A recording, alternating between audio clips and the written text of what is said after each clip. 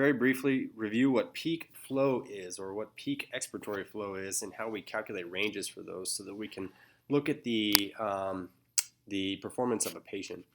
So first things first, peak flow is basically the maximum speed a person can breathe out, or maximum speed of expiration.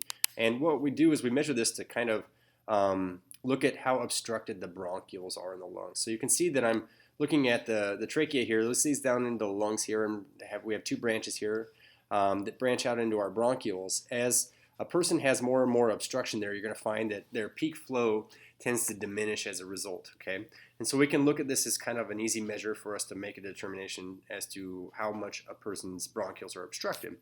So one graphic I will share with you here, if you want to take a look at this with me. This is kind of like a rough division here, but you can see that normal peak flow values, if you're between 80 to 100% of what you're expected to be, then everything's probably fine. But if you're between 50 and 80%, that's when we start to say that this is probably not very good. Less than that's going to be like some sort of an emergency. So let's do ourselves a favor here. We're going to run some calculations on peak flow for a fictional patient, maybe an adult male with a normal peak flow of 525. And then what we're going to do is we're going to look at a graph here. You guys are going to have to color. So let's say that my normal peak flow is 525, and I need to calculate these ranges here. Remember that we're just going to be calculating percentages of the total. So for the 100%, we could say like 80% of 525 would go here. 100% of 525 would go here. Basically, this would be then 80% of 525. Let's do this. Let's say 0.8 times 525. That would be 420. So we could say 420 up to 525. That would be a normal range for an adult male, say. In the next instance here, between 50 and 80%, we already know the 80% number is 420. Let's find our 50% number. And then 525 times 0.5. We get half this by, so 262.5. We'll say this is 262.5 up to 420.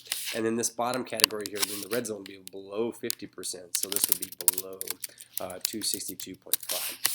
So here's what we're going to do. We're going to make a graph of this. You'll need some colored pencils.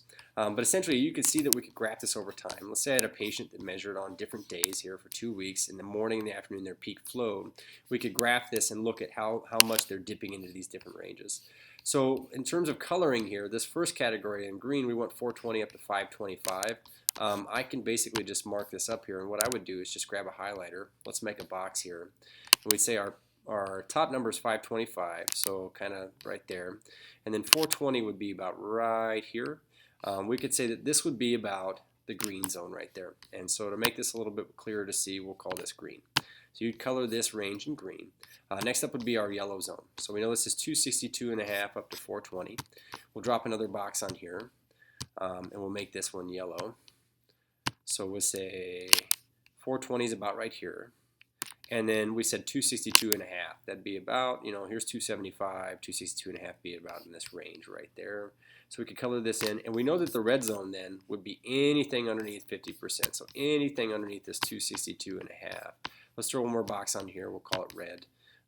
You guys will have to color these in. But let's say this is below 262.5. This would be everything here. The reason why we'd want to do this is because let's say I actually have a graph on here.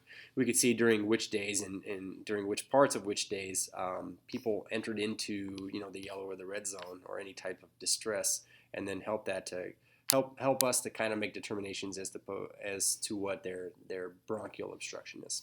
Okay. Cheers.